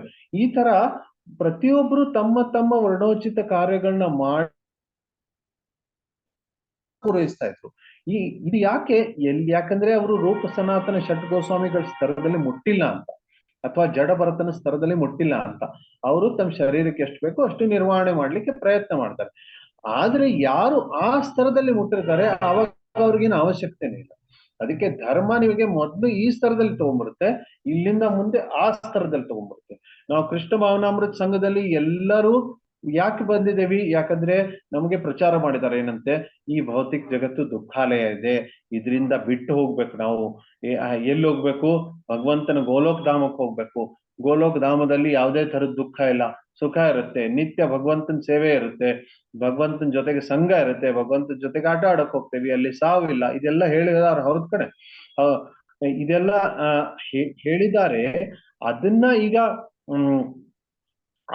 ಅದು ಮುಟ್ಟೋಕ್ಕಿಂತ ಮುಂಚೆ ನಾವೇನ್ ಮಾಡ್ತಾ ಇದೀವಿ, ಕನಿಷ್ಠವಾಗಿ ಧರ್ಮದ ಮಾರ್ಗದಲ್ಲಿದ್ದು ಪಾಪರಹಿತ ಜೀವನವನ್ನು ನಾವು ಬಾಳ್ಬೇಕು. ಆ ಪಾಪರಹಿತ ಜೀವನಕ್ಕೋಸ್ಕರ ಇಲ್ಲಿ ಧರ್ಮ ಬೇಕು. ಅದಕ್ಕೆ ನಾವು ಮೊನ್ನೆ ಚರ್ಚೆ ಮಾಡಿದ್ವಿ, 2 ತರದ ಧರ್ಮ ಇರುತ್ತೆ. ಒಂದು ಭಾಗವತ ಧರ್ಮ, ಒಂದು ವರ್ಣಾಶ್ರಮ ಧರ್ಮ. ಭಾಗವತ ಧರ್ಮ ತಮ್ಮ ಜೀವನ ಪರಿಪೂರ್ಣತೆಗೋಸ್ಕರ ಇರುತ್ತೆ, ವರ್ಣಾಶ್ರಮ ಧರ್ಮ ಶರೀರದ ರಕ್ಷಣೆಗೋಸ್ಕರ ಇರುತ್ತೆ. ಅದಕ್ಕೆ ಇವು 2 ಜೊತೆಗೆ ನಡೆಸ್ತಾ ಹೋಗ್ಬೇಕು. ಯಾವಾಗ ನಾವು ಅಪವರ್ಗದ ಸ್ತರದಲ್ಲಿ ಮುಟ್ಟಿ ಯಾವ ಅವಶ್ಯಕತೆ ಇಲ್ಲ, ಶರೀರದ ನಿರ್ವಹಣೆನೇ ನಮ್ಗೆ ಬೇಕಾಗಿಲ್ಲ, ಭಗವಂತ ನಮ್ಗೆ ನೋಡ್ಕೊಳ್ತಾನೆ ಅಂತ ರೂಪ ಷಟ್ ಗೋಸ್ವಾಮಿ ತರ, ಆವಾಗ ಇದನ್ನು ಕೂಡ ಬಿಟ್ರೆ ಆಗುತ್ತೆ. ಆದ್ರೆ ಕನಿಷ್ಠವಾಗಿ ಈ ಸ್ತರದಲ್ಲಿ ಇದ್ರೆ ಅಷ್ಟೇ ನಾವು ಆ ಸ್ತರದಲ್ಲಿ ಮುಟ್ತೇವೆ ಅಂತ ಹೇಳ್ಬೋದಲ್ಲ. ಇಲ್ಲಾದ್ರೆ ನಾವು ಹೇಗೆ ಹೇಳಲಿಕ್ಕಾಗುತ್ತೆ? ಅದಕ್ಕೆ ಈ ಶ್ಲೋಕ ಬಹಳ ಮುಖ್ಯವಾದಿದ್ದೆ. ಈ ಭೂಮಿಕೆಯಿಂದ ನಾವು ಮುಂದುವರಿಲಿಕ್ಕೆ ಸಾಧ್ಯ. ಈ ಭೂಮಿಕೆ ಇಲ್ಲ ಅಂದ್ರೆ ನಾವು ಮುಂದೆ ಭಾಗವತ ಅರ್ಥ ಆಗಲ್ಲ. ಅದಕ್ಕೆ ಇವು ಕೆಲವೊಂದು ವಿಷಯಗಳು ಸಣ್ಣ ತಾತ್ಪರ್ಯ ಇದೆ, ಆದ್ರೆ ಇದ್ರಲ್ಲಿ ಮುಂದಿನ ಶ್ಲೋಕ ಇನ್ನೂ ರುಚಿಕರ, ಇನ್ನೂ ಚೆನ್ನಾಗಿದೆ. ಎಷ್ಟು ದುಡ್ಡು ಸಂಪತ್ತು ಸಂಗ್ರಹ ಮಾಡ್ಬೇಕು? ಆಯ್ತಪ್ಪ, ನೀವು ಹೇಳಿದ್ರಿ ಧರ್ಮದ ಮಾರ್ಗದ ಮೇಲೆ ನಡೀಬೇಕು, ಧರ್ಮ ಮಾರ್ಗದಲ್ಲಿ ಎಲ್ಲ ಸೀಮಿತವಾಗಿದೆ, ಎಷ್ಟು ಬೇಕೋ ಅಷ್ಟು ಹೆಂಗ್ ಬೇಕಂಗ್ ಬರ್ಲಿಕ್ಕೆ ಆಗಲ್ಲ. ಈಗ ಎಷ್ಟು ಅರ್ಜವಾಗ್ಬೇಕು ಅದು ನಾಳೆ ನಾವು ನೋಡ್ಬೋದು. ಈಗ ಏನಾದ್ರೂ ಪ್ರಶ್ನೆಗಳಿದ್ರೆ ಕೇಳಿ.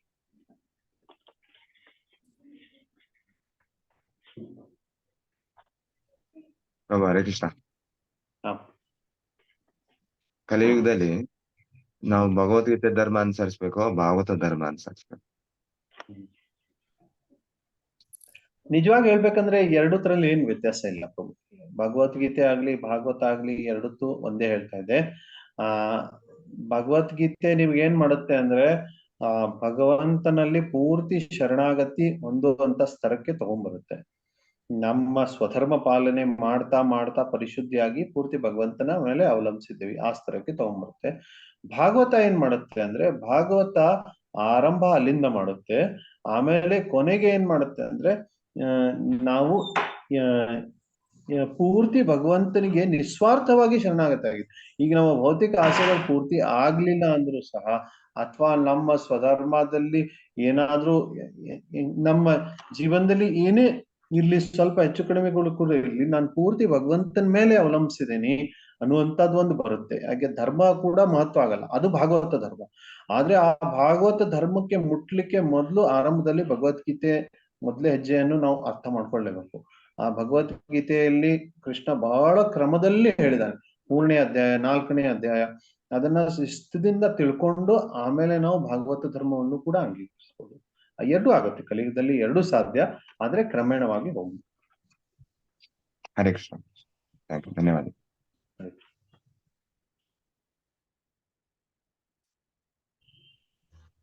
ಹರೇ ಕೃಷ್ಣ ಪ್ರಭು. ಪ್ರಭು. ಯಜ್ಞಗಳನ್ನ ಮಾಡೋದ್ರಿಂದ ಈಗ್ಲೂ ಮಳೆ ಬರುತ್ತಾ? ಪ್ರಭು, ಇದು ಭಗವಂತ ಇರೋದ್ರಿಂದ ಇದು ವಾಸ್ತವಿಕ ಸತ್ಯ. ಇದು ಯಾವ ಕಾಲದಲ್ಲೂ ಸತ್ಯ. ಎಷ್ಟು ಯಜ್ಞಗಳಾಗ್ತವೆ ಅಷ್ಟು ಮಳೆ ಜಾಸ್ತಿ ಆಗುತ್ತೆ. ಇದ್ರಲ್ಲಿ ಏನ್ ಸಂಶಯನೇ ಇಲ್ಲ. ಅದಕ್ಕೆ ಇವತ್ತಿನ ಕಾಲ ಬಹಳ ದೊಡ್ಡ ಸಾಕ್ಷಿ ಈ ಮಾತಕ್ಕೆ. ಯಾಕೆ ಇವತ್ತು ಯಜ್ಞಗಳು ನಿಂತು ಹೋಗ್ಬಿಟ್ಟಿದಾವೆ, ಮಳೆ ಕೂಡ ಕಡಿಮೆ ಆಗಿದೆ. ಇದನ್ನ ನಾವು ಸ್ಪಷ್ಟವಾಗಿ ನೋಡ್ಬೋದು. ಇವತ್ತು ಕೂಡ ನಾವು ಯಜ್ಞಗಳನ್ನ ಮತ್ತೆ ಮಾಡಿದ್ರೆ ಖಂಡಿತವಾಗಿ ಜಾಸ್ತಿ ಮಳೆ ಬಂದಿದೆ. ಮಳೆಗೆ ಯಜ್ಞ ಅಂದ್ರೆ ಯಾವ ಯಜ್ಞ ಮಾಡ್ಬೇಕು? ನಾವು ಇಂದ್ರನಿಗೆ ಮಾಡ್ಬೇಕಾ ಅಥವಾ ಸಂಕೀರ್ತನ ಯಜ್ಞ ಸಾಕಾಗತ್ತಾ? ಪ್ರಭುಪಾದರು ಅನ್ನಾದ್ ಭವಂತಿ ಭೂತಾನಿ ತಾತ್ಪರ್ಯದಲ್ಲಿ ಏನ್ ಬರೆದಿದ್ದಾರೆ ಅಂದ್ರೆ, ಕಲಿಯೋಗಕ್ಕೋಸ್ಕರ ಹರಿನಾಮ ಸಂಕೀರ್ತನ ಯಜ್ಞ ಒಂದೇ ಸಾಕು ಅಂತ. ಅದರಿಂದ ಎಲ್ಲಾ ಯಜ್ಞಕ್ಕೆ ಏನೇನ್ ವ್ಯವಸ್ಥೆ ಬೇಕು ಅದನ್ನ ಎಲ್ಲಾ ಭಕ್ತ ಮಾಡ್ಬೇಕು. ಅದಾದ್ರೆ ಯಜ್ಞಗಳು ಅದಾಗೆ ಆಗ್ತದೆ. ಅದು ಪ್ರದೇಶದ ಮಿತಿ, ಏರಿಯಾ ಮಿತಿ, ಲಿಮಿಟ್ ಇರುತ್ತಾ ಪ್ರಭು? ಇಷ್ಟಕ್ಕೆ ಮಾತ್ರ ಬರುತ್ತೆ ಮಳೆ ಅಂತ, ಇಲ್ಲ ಇಡೀ ರಾಜ್ಯಕ್ಕ? ಪ್ರಭು, ಎಲ್ಲೆಲ್ಲಿ ಯಜ್ಞ ಆಗಿರುತ್ತಲ್ಲ ಅದು ಕೊನೆಗೆ ದೇವತೆಗಳ ಮೇಲೆ ಬಿಟ್ಟಿದ್ದು. ಆದ್ರೆ ಎಲ್ಲಿ ಮಳೆ ಆಗ್ತಾ ಇಲ್ಲ ಅಂದ್ರೆ ಪಾಪಿಗಳು ಜಾಸ್ತಿ ಆಗ್ತಾ ಇದ್ದಾರೆ, ಯಜ್ಞಗಳು ಇದಾಗ್ತಾ ಇದೆ ಅಂತ ಅರ್ಥ. ಅದಕ್ಕೆ ಈಗ ನಮ್ಮ ತುಮಕೂರು ಬಲದಲ್ಲಿ ಬಹಳಷ್ಟು ಕಡೆ ಯಜ್ಞ ಆಗ್ತಾ ಇತ್ತಂತ ಅನ್ಕೊಳ್ಳಿ, ಅವಾಗ ಇಡೀ ತುಮಕೂರು ಆಗುತ್ತೆ. ಇಲ್ಲಾದ್ರೆ ಇಡೀ ಕರ್ನಾಟಕದಲ್ಲಿ ಎಲ್ಲಾ ಕಡೆ ಯಜ್ಞ ಆಗ್ತಾ ಇತ್ತು ಅಂದ್ರೆ ಎಲ್ಲಾ ಕಡೆ ಆಗುತ್ತೆ. ಅದೇನು ಒಂದ್ ಯಜ್ಞದಿಂದ ಇಷ್ಟು ಕಿಲೋಮೀಟರ್ ಅಂತ ಹೇಳಲಿಕ್ಕೆ ಆಗಲ್ಲ. ಜನ ಎಷ್ಟು ಯಜ್ಞದಲ್ಲಿ ಪಾಲ್ಗೊಳ್ತಾರೆ ಅದರ ಆಧಾರದ ಮೇಲೆ. ಸರಿ ಪ್ರಭು, ಧನ್ಯವಾದ. ಹರೇ ಕೃಷ್ಣ ಪ್ರಭು. ಇವಾಗ ಯಾರು ಮಳೆಗೋಸ್ಕರ ಯಜ್ಞ ಯಾರನ್ನ ಮಾಡೋರು ಇದಾರ ಪ್ರಭು? ಏನಕ್ ಬೇಕು ಮಳೆ? ಜನಕ್ಕೆ ಹಾಕ್ಬೇಕು. ಇವಾಗ ಅವ್ರಿಗೆ ಶೆಕೆ ಆಗ್ತಿದೆ ಅಂತ ಇವಾಗ ಮಳೆ ಬೇಕು ಬಿಟ್ರೆ, ಅವರು ಫ್ಯಾಕ್ಟ್ರಿಲ್ ಇಲ್ಲ ಅಂದ್ರೆ ಇದ್ರಲ್ಲೋ ಕೆಲಸ ಮಾಡ್ತಿದ್ದಾರೆ. ಮಳೆ ಏನಕ್ ಬೇಕು? ಶೆಕೆ ಆಗ್ತಿದೆ ಅಂತ ಮಳೆ ಬೇಕು ಇವಾಗ ಜನಕ್ಕೆ. ಇವತ್ತಿನ ಕಾಲದಲ್ಲಿ ಮಳೆಯಿಂದ ಹಿಂಸೆ ಆಗ್ತಿದೆ. ರೈತರು ಮಳೆ ಅಂದ್ರೆ ಖುಷಿಯಿಂದ ಅದು ಹಬ್ಬ ಇರ್ತಿತ್ತು. ಅವ್ರು ಮಳೆಯಲ್ಲಿ ತೊಯ್ಸ್ಕೊಳ್ತಾ ಇದ್ರು, ಆಟ ಆಡ್ತಾ ಇದ್ರು, ಹಬ್ಬ ಇರ್ತಾ ಇತ್ತು. ಯಾಕಂದ್ರೆ ಆ ಮಳೆ ಬರೋದ್ರಿಂದ ಅನ್ನ ಬರ್ತದೆ. ಅನ್ನದಿಂದ ವಾಸ್ತವಿಕವಾಗಿ ಜನರು ಪೂರ್ತಿ ಅಜ್ಞಾನದಲ್ಲಿದ್ದಾರೆ. ಅಭಿರಾಮ್ ಪ್ರಭು ಹೇಳಿದ ಮಾತು ಸತ್ಯ. ಮಹಾ ಅಜ್ಞಾನದಲ್ಲಿದ್ದಾರೆ. ಅವ್ರಿಗೆ ಇವತ್ತು ಕೂಡ ನಮ್ ಕೆರೆಗಳು ತುಂಬಿದ್ರೇನೆ ನಮ್ಗೆ ಮಳೆ ಬರುತ್ತೆ, ನಮ್ಮ ನದಿಗಳು ತುಂಬಿದ್ರೇನೆ ನಮ್ಗೆ ನೀರ್ ಬರುತ್ತೆ ಮನೆಗೆ. ಇವತ್ತೇನಾಗಿದೆ, ಮೋಟರ್ ಹಚ್ಚಿದ್ರೆ ನೀರ್ ಬರ್ತಾ ಇದೆ. ಆ ಮೋಟರ್ ಹಚ್ಚಿರೋ ನೀರ್ ಬರ್ಲಿಕ್ಕೂ ಕೂಡ ಮಳೆ ಬೇಕೇ ಬೇಕು ಅನ್ನುವಂತ ಜ್ಞಾನ ಜನರಿಗಿಲ್ಲ. ಮತ್ತೆ ಅವ್ರಿಗೆ ಆಹಾರ ಏನ್ ಸಿಗ್ತಾ ಇದೆ, ಆ ಆಹಾರ ಮಳೆಯಿಂದನೇ ಸಿಗುತ್ತೆ ಅನ್ನೋ ಜ್ಞಾನ ಕೂಡ ಇಲ್ಲ. ವಾಸ್ತವಿಕವಾಗಿ ಮಳೆ ಬಂತಂದ್ರೆ ಖುಷಿ ಆಗ್ಬೇಕು. ಅಪ್ಪ ಮಳೆ ಬಂತಪ್ಪ, ಈ ಸಲ ನೀರಿನ ಪೂರ್ತಿ ಆಗುತ್ತೆ, ಧಾನ್ಯದ ಪೂರ್ತಿ ಆಗುತ್ತೆ ಅಂತ. ಆದ್ರೆ ಜನ ಅಯ್ಯೋ ಮಳೆ ಬಂದ್ಬಿಡ್ತು, ನಾನು ಮೂವಿಗೆ ಹೋಗ್ಬೇಕಂತಿದ್ದೆ, ಎಲ್ಲ ಹಾಳಾಗ್ತಾ ಇದೆ, ಆ ತರ ಚೇತನೆಯಲ್ಲಿ ಅಜ್ಞಾನದಲ್ಲಿದ್ದಾರೆ ಇವತ್ತಿನ ಜನ. ಅದಕ್ಕೆ ಅವ್ರಿಗೆ ಇವತ್ತು ಕೂಡ ಒಳ್ಳೆ ನಾವು ಜನ ಸುಖದಿಂದ ಇರ್ಬೇಕಂದ್ರೆ ಮಳೆ ಬೇಕು, ಅದಕ್ಕೋಸ್ಕರ ಯಜ್ಞಗಳು ಬೇಕು ಅಂತ ಜನರಿಗೆ ಅರ್ಥ ಆಗ್ತದೆ. ಮುಂಚೆ ಪ್ರತಿಯೊಬ್ರುನು ಕೃಷಿ ಮಾಡ್ತಾ ಇದ್ರು, ಕೃಷಿಲಿ ಜಾಸ್ತಿ ಜನ ತೊಡಗಿದ್ರು ಪ್ರಭು. ಇವಾಗ ಎಲ್ಲಾರು ಅದನ್ನ ಬಿಟ್ಟು ಎಲ್ಲರೂ ಆರ್ಟಿಫಿಷಿಯಲ್ ಲೈಫ್ ಅಲ್ಲೇ ಇರೋದ್ರಿಂದ ಇವಾಗ ನೋಡಿ, ಒಂದ್ ಕಡೆ ಮಳೆ, ಒಂದ್ ಮರ, ಒಂದ್ ಗಿಡ ಅನ್ನೋದು ನಾವು ನೋಡಕ್ ಆಗ್ತಿಲ್ಲ. ಸಿಟಿಲಿ ಸುತ್ತಲೂ ಕಾಂಕ್ರೀಟ್ ಅಲ್ಲೇ ನಾವು ಕೂತಿದ್ವಿ ಪ್ರಭು. ಎಷ್ಟು ಕಷ್ಟದಲ್ಲಿ ಇದೀವಿ ಅಂತಂದ್ರೆ ಅರ್ಥನೇ ಮಾಡ್ಕೊಂತ ಇಲ್ಲ ಜನ. ನಾವು ಅಟ್ಲೀಸ್ಟ್ ಡಿವೋಟೀಸ್ ಅದರಿಂದ ಆಚೆ ಬರ್ಬೇಕು ಅಂತ ಬಂದು ನಾವೆಲ್ಲರೂ ಕೃಷ್ಣನ್ಗೋಸ್ಕರ ಒಳ್ಳೆ ಆಹಾರ. ಇವಾಗ ಯಜ್ಞ ಅಂತಂದ್ರಿ, ಯಜ್ಞಕ್ಕೆ ಯಾವ ಆಹಾರ ನಮ್ಮ ಹತ್ರ ಪ್ಯೂರ್ ಇದೆ ಪ್ರಭು? ಎಲ್ಲಾನು ಕೆಮಿಕಲ್ ಬೇಸಿಸ್ ನಮ್ಮ ಹತ್ರ ಇರೋದು. ಯಜ್ಞ ಏನಕ್ಕೆ ಮಾಡ್ಬೇಕು? ಅದಕ್ಕೆ ನಮ್ಮ ಭಕ್ತರೇನ್ ಹೇಳ್ತಾರೆ ಪ್ರಭು, ಅದಕ್ಕೆ ಸಂಕೀರ್ತನ ಯಜ್ಞ ಮಾಡಿದ್ರೆ ಸಾಕು ಅಂತ. ಆದ್ರೆ ನನ್ನ ಪ್ರಶ್ನೆ ಏನಿದೆ, ಸಂಕೀರ್ತನ ಯಜ್ಞ ಮಾಡ್ಲಿಕ್ಕೆ ನಿಮ್ದೊಂದು ದೇವಸ್ಥಾನ ಇರುತ್ತೆ. ಆ ದೇವಸ್ಥಾನದಲ್ಲಿ ವಿಗ್ರಹಗಳಿಗೆ ಹೂ ಏರಿಸ್ತೀರಾ, ಆ ವಿಗ್ರಹಗಳಿಗೆ ನೈವೇದ್ಯ ಮಾಡ್ತೀರಾ. ಅದಾದ್ರೂ ಪ್ಯೂರ್ ಆಗಿದೆಯಾ? ಕೆಮಿಕಲ್ ಇಲ್ದೇ ಇರುವಂತ ಬೆಳೆಸಿರುವಂತ ಹೂಗಳಾದ್ರೂ ಕನಿಷ್ಠ 4 ಹೂವನ್ನು ನಾವು ತರಕ್ ಆಗ್ತಿಲ್ಲ ಪ್ರಭು, ನಾವು ಬೆಳೆದಿರೋದು. ಅದಕ್ಕೆ ಯಜ್ಞಗಳಿಲ್ಲ ಅಂದ್ರೆ ಸಭ್ಯ ಸಮಾಜ ಆಗ್ಲಿಕ್ಕೆ ಸಾಧ್ಯನೇ ಇಲ್ಲ. ಗೊತ್ತಾಯ್ತಲ್ಲ, ಸಭ್ಯ ಸಮಾಜ ಇದ್ರಿಂದನೇ ಆಗುತ್ತೆ ಹೊರತು ಬೇರೆ ರೀತಿಯಿಂದ ಆಗಲ್ಲ. ಇವಾಗ ಎಷ್ಟೋ ಜನ ಬಿಸಿಲನ್ನೇ ನೋಡಲ್ಲ, ಯಾಕಂದ್ರೆ ಮನೆಯಲ್ಲಿ ಎಸಿ ಇರುತ್ತೆ. ಎಸಿ ಮನೆಯಿಂದ ತಕ್ಷಣ ಕಾರಲ್ಲಿ ಇಳಿದ್ ಬಿಡ್ತಾರೆ, ಅಲ್ಲೂ ಎಸಿ ಇರುತ್ತೆ. ಆಫೀಸ್ಗೆ ಹೋಗ್ತಾರೆ, ಅಲ್ಲೂ ಎಸಿ ಇರುತ್ತೆ. ಅದಕ್ಕೆ ಅಂತ ಜನರಿಗೆ ಹೌದು, ಮಳೆ ಏನಕ್ ಬೇಕು, ಶೆಕೆನೇ ಇಲ್ಲಲ್ಲ ಅಂತ ಅನ್ಸ್ಬೋದು. ಆದ್ರೆ ಅದರಿಂದ ಮನುಷ್ಯ ಮಾಡಿರೋ ಸಮಸ್ಯೆಗಳಿಂದ ಹೊಸ ಸಮಸ್ಯೆ ಆಗುತ್ತೆ ಹೊರತು ಸಮಸ್ಯೆ ಪರಿಹಾರ ಆಗಲ್ಲ. ಮುಂದೆ ಚರ್ಚೆ ಮಾಡೋಣಂತೆ, ತುಂಬಾ ಚೆನ್ನಾಗಿದೆ. ಮನುಷ್ಯ ಒಂದು ಸಮಸ್ಯೆ ಪರಿಹಾರ ಮಾಡ್ಲಿಕ್ಕೆ ಹೋಗ್ತಾನೆ, ಅದರಿಂದ ಹೊಸ ಸಮಸ್ಯೆಯನ್ನು ನಿರ್ಮಾಣ ಮಾಡ್ತಾನೆ ಹೊರತು ಸಮಸ್ಯೆಯನ್ನು ಪರಿಹಾರ ಮಾಡಲ್ಲ. ಪ್ರಭು, ಇನ್ಮೇಲೆ ಟೆಂಪಲ್ಗೆ ನಾವು ಹಾರ, ಇವಾಗ ಡೈಲಿ ಎಲ್ಲಾರು ಹತ್ತತ್ತು ಹೂವ ತಂದ್ಕೊಟ್ಟು ಅವ್ರ ಮನೇಲಿ ಬೆಳ್ದಿರೋದನ್ನ ತಂದ್ಕೊಟ್ರೆ ಅಷ್ಟೇ ಸೇವೆ ತುಂಬಾ ಸಾಕು. ಅದನ್ನೇ ನಾವು ಡೆಕೋರೇಷನ್ ಮಾಡ್ಬೋದು. ನೀವು ಒಂದೇ ಸರಿ ಆಗಲ್ಲ, ಕಾಲಕ್ರಮೇಣ ಪರಿವರ್ತನೆ ಬೇಕು. ಒಂದೇ ದಿನದಲ್ಲಿ ಆಗಲ್ಲ, ಕಾಲಕ್ರಮೇಣ ಪರಿವರ್ತನೆ ಯಾವಾಗ ಆಗುತ್ತೆ? ಜನರು ತಮ್ಮ ಮನೆಯಲ್ಲಿ ಮೊದ್ಲೇ ಮಾತಂದ್ರೆ ಮನೆಯಲ್ಲಿ ಕಾಂಕ್ರೀಟ್ ಇರಬಾರ್ದು, ಮಣ್ಣಿರ್ಬೇಕು. ಆ ಮಣ್ಣಲ್ಲಿ ಹೂ ಬೆಳೆಸುವಂತ ವ್ಯವಸ್ಥೆ ಇರ್ಬೇಕು. ಆ ಹೂವನ್ನ ಬೆಳೆಸಿ ದೇವಸ್ಥಾನದಲ್ಲಿ ತಗೊಂಡ್ಬಂದು ಇದ್ ಮಾಡ್ಬೇಕು. ಆಮೇಲೆ ಜನ ಆಹಾರ ಬೆಳೆಸ್ಬೇಕು. ಆಹಾರವನ್ನು ಬೆಳೆಸಿ ಆ ಆಹಾರವನ್ನು ದೇವಸ್ಥಾನಕ್ಕೆ ಕೊಡ್ಬೇಕು. ಆ ಆಹಾರ ದೇವಸ್ಥಾನಕ್ಕೆ ಕೊಟ್ರೆ ಒಳ್ಳೆ ಶುದ್ಧವಾದ ಆಹಾರ ಯಜ್ಞದಲ್ಲಿ ಹೋಗುತ್ತೆ, ಸಂಕೀರ್ತನೆ ಯಜ್ಞದಲ್ಲಿ ಹೋಗುತ್ತೆ. ಅದರಿಂದ ಹೃದಯ ಶುದ್ಧಿ ಆಗುತ್ತೆ, ದೈಹಿಕ ಶುದ್ಧಿ ಕೂಡ ಆಗುತ್ತೆ.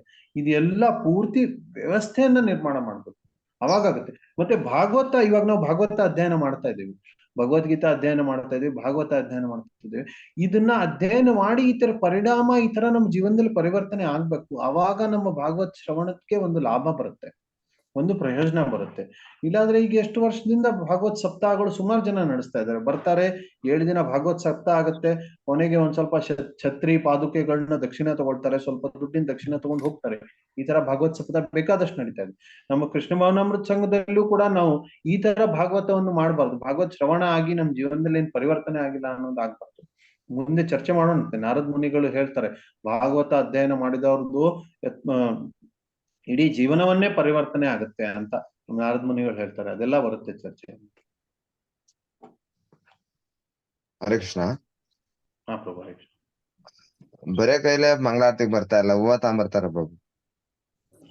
ಪ್ರಭು, ಕಾಲಕ್ರಮೇಣ ಆಗುತ್ತೆ. ನಾವು ಇವಾಗ ಪ್ರಚಾರ ಕಾರ್ಯ ಶುರು ಮಾಡಿದೀವಿ, 15 ಜನ, ಇವತ್ತು 10-12 ಜನ ಬರ್ತಾ ಇದ್ದಾರೆ.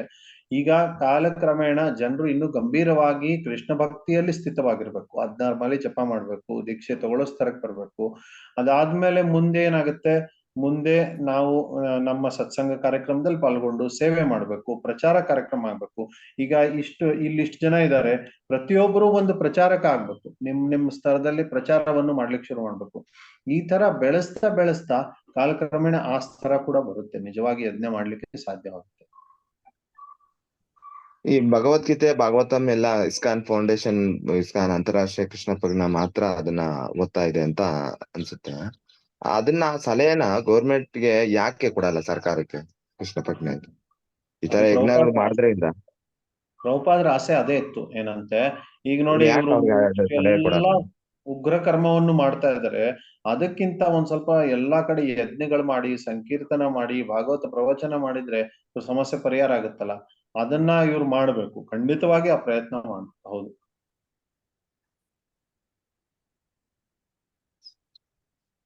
ಇನ್ನೊಂದು ಬೆಳೆದು ಒಂದು ವಿಚಾರ ಬಂದಾಗ, ರೈತರು ಈಗ ಬೇಸಿಗೆ ಬೆಳೆ ಇದು ಅಂತಂದ್ರೆ ಮಳೆಯಿಂದ ಕೃಷಿನ ಮಾಡೋ ಜನ ಇಲ್ಲ.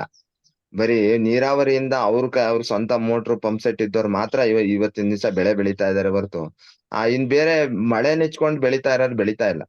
ಅದಕ್ಕೆ ಆ ರೈತರುಗಳು ಇಲ್ಲ. ಅವರೆಲ್ಲ ಏನ್ ಮಾಡ್ತಾರೆ, ಮರಳು ಭೂಮಿ ಮಾಡ್ಬಿಟ್ಟು ಅದನ್ನ ಲೇಔಟ್ ಟೈಪ್ ಮಾಡ್ತಾ ಇದಾರೆ.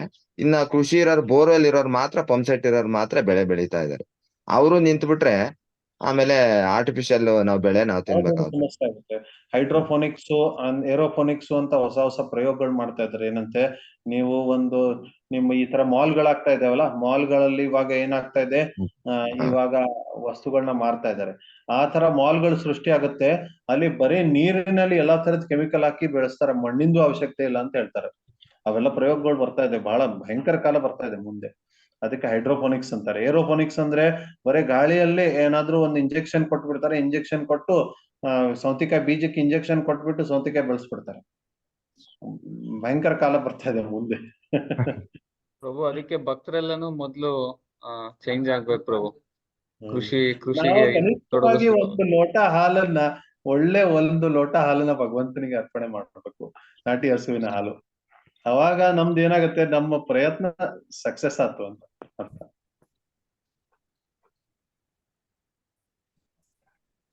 ಹರೇ ಕೃಷ್ಣ. ಹರೇ ಕೃಷ್ಣ. ಕಮಲಾ ಮತ್ತೆ ಧನ್ಯವಾದ. ಕೇಳ್ತಾ ಇದ್ರೆ ಅನ್ಸುತ್ತೆ.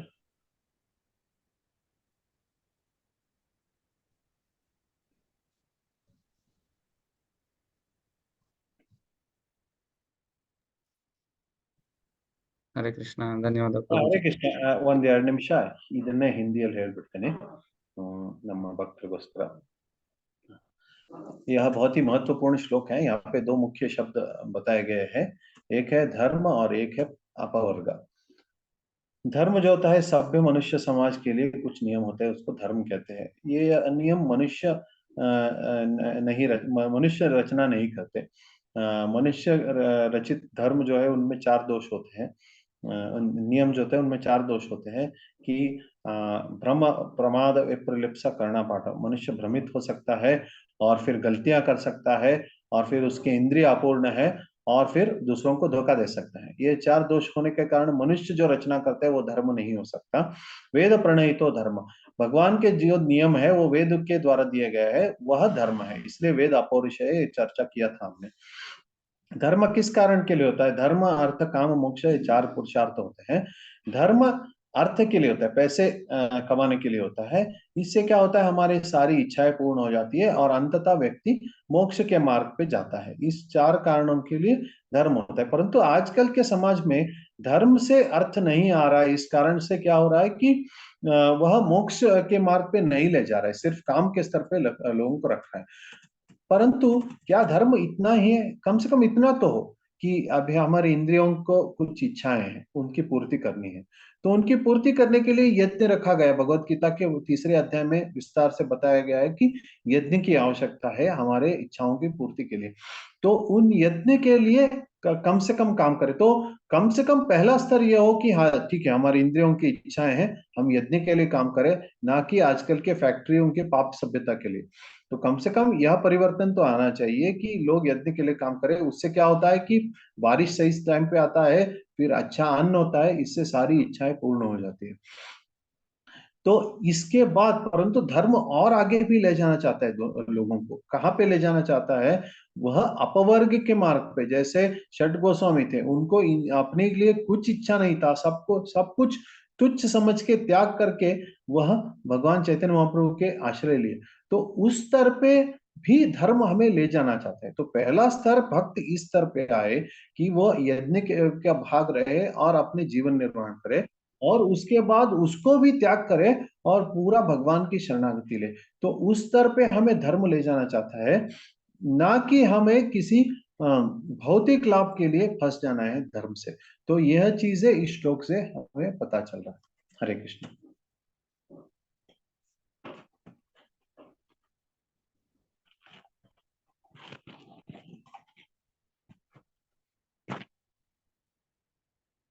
ಸರಿ ಪ್ರಭು ಅವರ ಹರೇ ಕೃಷ್ಣ ಹೇಳಿ ಮೇಡಮ್. ಪ್ರಭುಜಿ ಕ್ವಶನ್ ಕೇಳಬೇಕು. ಹೇಳಿ. ಹಿಂದಿ ಕೇಳ್ಬೋದಾ? ಹಿಂದಿಯಲ್ಲಿ ಕೇಳಿ, ಕನ್ನಡದಲ್ಲಿ ಕೇಳಿ, ಯಾವ ಭಾಷೆಯಲ್ಲಿ ಕೇಳ್ತಾನೆ? प्रभु जी, अभी जो हम यज्ञ करते हैं उसमें स्वाहा वो आह्वान करते हैं, तो वो इंद्रिय तृप्ति ही हुआ ना? जो इंद्र भगवान, सूर्य भगवान, इन सबको हम तृप्ति करने के लिए ही वो यज्ञ कर रहे हैं। तो सबसे श्रेष्ठ यज्ञ जो होता है वह भगवान के लिए होता है, ना कि अपने लिए। भागवत यही बता रहा है कि हमें ऐसा यज्ञ करना चाहिए जो केवल भगवान के लिए है, ना हमारे लिए है।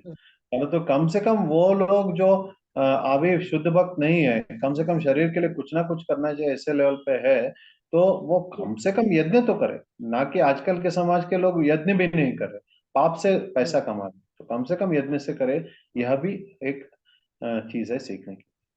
ಈ ಮಾತಾಜಿ ಏನ್ ಹೇಳ್ತಾ ಇದಾರೆ ಅಂದ್ರೆ, ಯಜ್ಞ ಮಾಡಿದ್ರು ಕೂಡ ಅದು ನಾವು ಇಂದ್ರಾದಿ ದೇವತೆಗಳಿಗೆ ಅರ್ಪಣೆ ಮಾಡ್ತಾ ಇದ್ದೇವೆ, ನಮ್ಮ ಭೋಗಕ್ಕೋಸ್ಕರನೇ ಮಾಡ್ತಾ ಇದ್ದೇವೆ, ಅದು ಕೂಡ ಇಂದ್ರಿಯ ಭೋಗನೇ ಆಯ್ತಲ್ಲ ಅಂತ. ಹೌದು, ಇಲ್ಲಿ ಅದೇ ಹೇಳ್ತಾ ಇದ್ರೆ, ಅದು ಕೂಡ ಇಂದ್ರಿಯ ಭೋಗ. ವಾಸ್ತವಿಕವಾಗಿ ನಾವು ನಿಜವಾದ ಯಜ್ಞ ಮಾಡಿದ್ರೆ ಭಗವಂತನ ತೃಪ್ತಿ ಆಗ್ಲಿ ಅಂತ ಮಾಡ್ಬೇಕು, ವಿನಃ ನಮಗೋಸ್ಕರ ಏನಾದ್ರು ಬೇಕು ಅಂತ ಮಾಡ್ಬಾರ್ದು. ಆದ್ರೆ ಕನಿಷ್ಠವಾಗಿ ಯಾರು ಆ ಸ್ತರದಲ್ಲಿ ಇಲ್ಲ, ಅವರು ಕನಿಷ್ಠವಾಗಿ ತಮ್ಮ ಜೀವನ ನಡೆಸ್ಲಿಕ್ಕೆ ಯಜ್ಞ ಮಾಡ್ಲಿ ಬಿಟ್ಟು, ಯಜ್ಞವನ್ನು ಬಿಟ್ಟು ಬೇರೆ ಪಾಪದಿಂದ ದುಡ್ಡು ಗಳಿಸೋದು ಬೇಡ ಅಂತ ಇಲ್ಲೇ ಹೇಳ್ತಾ ಇದ್ದೀವಿ.